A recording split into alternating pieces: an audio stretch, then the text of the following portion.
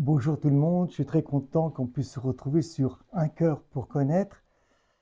Encore une fois, si les vidéos vous intéressent, si le partage vous intéresse, merci de le partager, merci de vous abonner. On m'a fait une petite remarque en disant que des fois la traduction en polonais, il y avait des erreurs.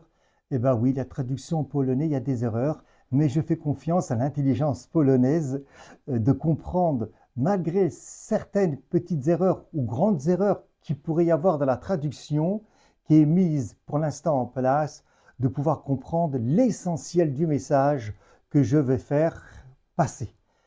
Nous avions l'habitude de réfléchir à partir de saint Thomas d'Aquin sur la grâce et que le but de ce partage n'est pas simplement de donner les réponses. Saint Thomas d'Aquin les donnera, on pourra être en accord et pas en accord, mais le but de ces vidéos, de ce partage-là, c'est d'apprendre à réfléchir. Bien sûr que saint Thomas d'Aquin arrivera à la conclusion, bien évidemment, de dire qu'on a besoin de la grâce. Mais si je dis simplement ça, je ne mets pas en mouvement ma réflexion. Et ma réflexion, elle sera uniquement pour satisfaire mes besoins personnels, mes besoins humains, mais pas mes besoins divins.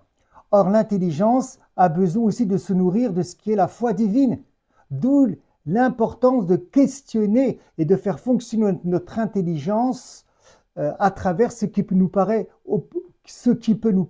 aujourd'hui comme quelque chose de facile, d'évident. Aujourd'hui, petite vidéo sur autre chose, c'est la spécialité du christianisme. On en avait déjà parlé un petit peu, il y a 2 vidéos, si je ne me trompe pas, sur ma chaîne Un cœur pour vous connaître. Et là, c'était de parler de l'estime de soi, véritablement. Il y a une blessure, chacun d'entre nous, par rapport à l'estime de soi, et donc d'apprendre à savoir qui je suis en lui. C'est-à-dire, en vérité, je sais qui je suis en lui. Pourquoi? Parce que nous avons l'habitude d'être définis par nos émotions, l'éducation, ce que les gens peuvent dire de nous, ou des fois mes blessures, mes travers, mes handicaps, et je vais me définir à travers tout cela. Or, c'est une erreur fondamentale. L'estime de soi, ça pollue dans les réseaux sociaux, au niveau du nouvel âge et au niveau de la psychologie. Là, ce qu'on parlait, l'estime de soi, c'est à partir du regard divin. Divinement parlant, l'estime de soi. Surtout lorsque, voilà, moi je voyage un petit peu dans les églises catholiques et je donne des enseignements, mais on peut le retrouver aussi dans d'autres lieux chrétiens. On se définit généralement en tant que pécheur acheté, en tant que médiocre, en tant que misérable. Ce sont des mots que j'ai entendus. Et on va me dire, mais c'est vrai, on est des pécheurs achetés, regarde. Ah oui.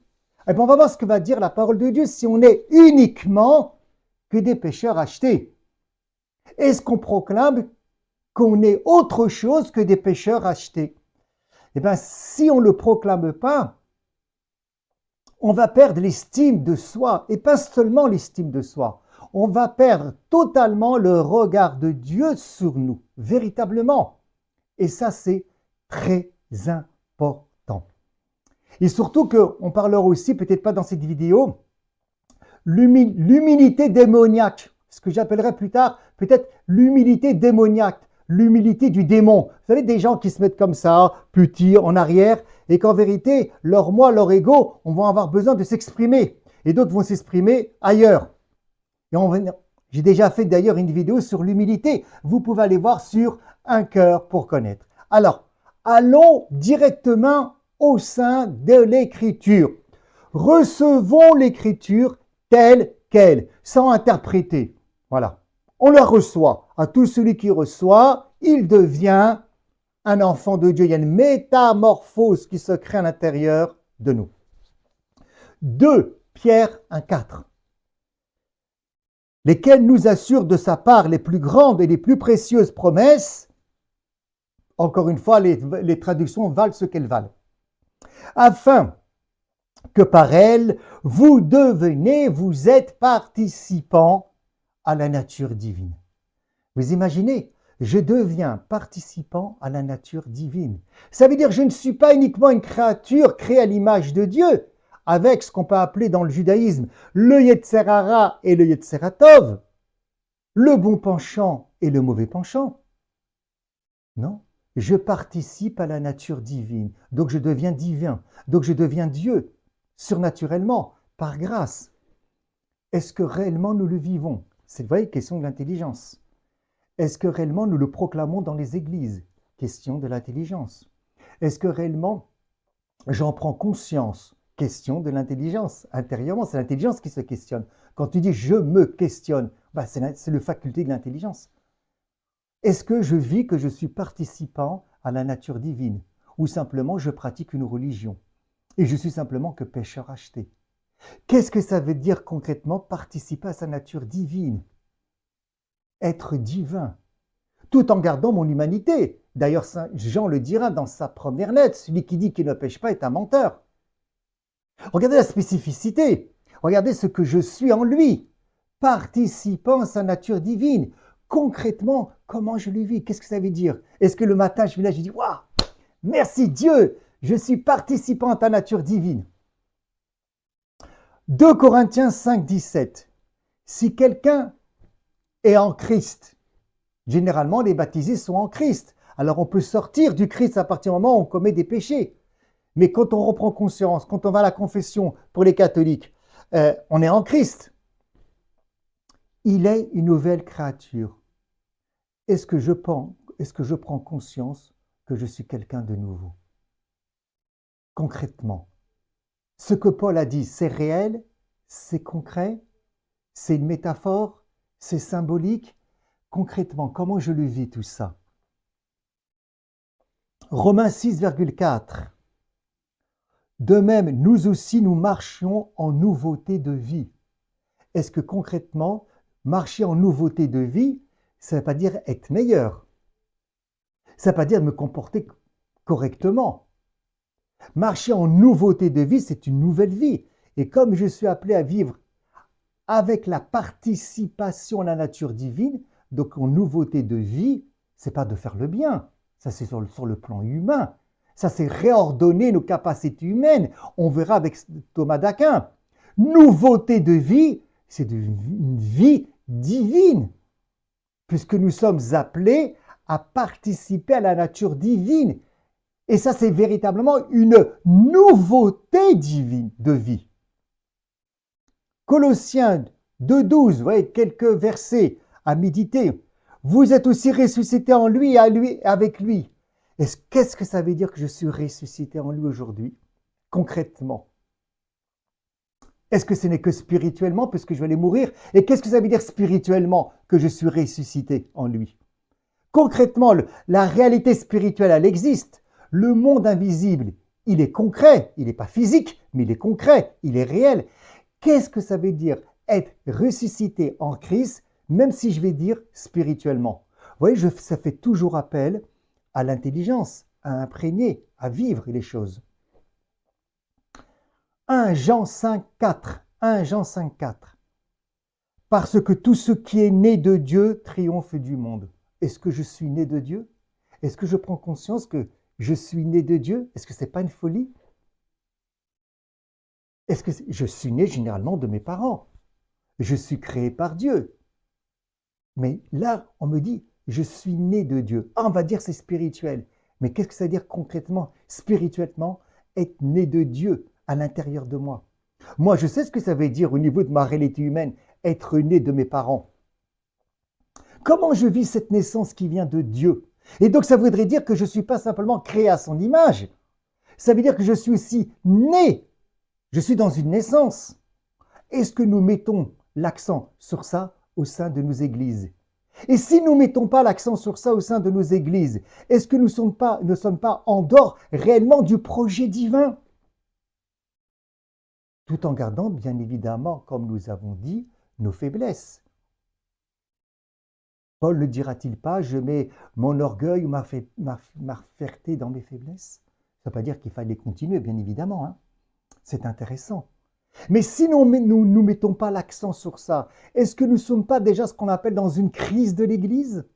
Et que nous sommes, parmi tant d'autres, une religion qui pratique des rituels, qui proclame, qui annonce, comme d'autres vont annoncer d'autres choses. Tout ceci fait appel, encore une fois, à la réflexion, à la méditation, à la contemplation, à apprendre à se connaître, qui je suis en lui, comment est-ce qu'il me regarde réellement. Colossiens 3,10. Ayant revêtu l'homme nouveau qui se renouvelle. J'ai revêtu l'homme nouveau, donc je suis dans cette nouveauté. Revêtir l'homme nouveau, c'est revêtir la nature divine. C'est exactement les mêmes mots que Pierre, mais de manière différente. On retombe exactement dans la définition, normalement, de ce qu'on appelle aujourd'hui du chrétien.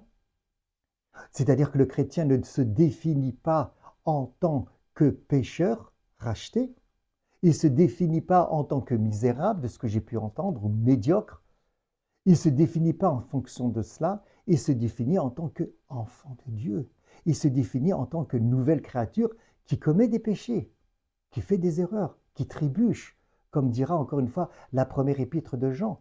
C'est comme sur le plan humain. Je peux commettre des erreurs, mais qui je suis? Je suis un être humain. Je ne suis pas l'erreur. Même si c'est en niveau, lorsque je commets une erreur, ça m'engage, bien évidemment. Mais je ne me définis pas en fonction de l'erreur que je peux faire. C'est un être humain qui commet une erreur. Et donc là, c'est l'enfant de Dieu, du fait qu'il a son vieil homme à l'intérieur, qui commet une erreur. Mais je ne me définis pas en tant que pécheur, ou en tant que vieil homme, ou en tant que misérable, ou en tant que médiocre. Non, je me définis en fonction de comment la parole de Dieu me définit.